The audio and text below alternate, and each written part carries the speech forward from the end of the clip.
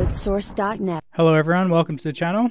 This is just a quick guide for anyone who's using Athenascope and who can't get the audio to upload. So if you're using the Windows app and you've got it all configured and you notice that whenever you're in a game you don't see audio happening here. So it should look like this once you've got it actually working. So that's with the game highlighted, and you should see that audio is effective and you'll see the little slider. Same goes for the microphone. So if that's not happening for you, there's a couple of things you can do. First, make sure you've actually got the right one selected. Choose whichever one you have that you're actually going to be using. Same for your microphone.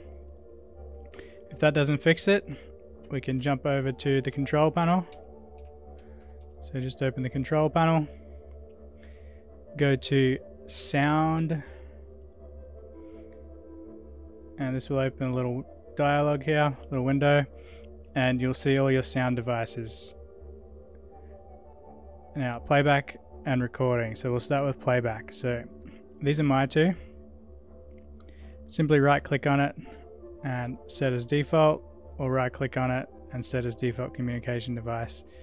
I would try to keep your headphone as the communication device, but it doesn't really matter as long as they're set to default. You can also do it from this box here. So just choose from there. Once you've made the change, click apply. And if you got problems with your microphone, do the same here. So I've got this one set as my default and it's working. So if you make those changes and you still don't get a result here, you can try opening Athenascope as administrator. So just right click on the shortcut and select run as admin, and that should work. Now, if nothing of those two options works, the only other option is to uninstall the Athenascope, restart your computer, make sure you've set the default devices like I showed you in the control panel. Once they're set, restart Athenascope and it should start working.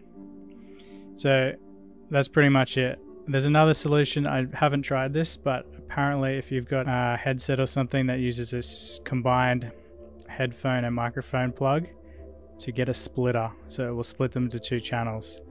Apparently that works as well. I don't have one to test, but if you're in a situation, it's worth giving it a try.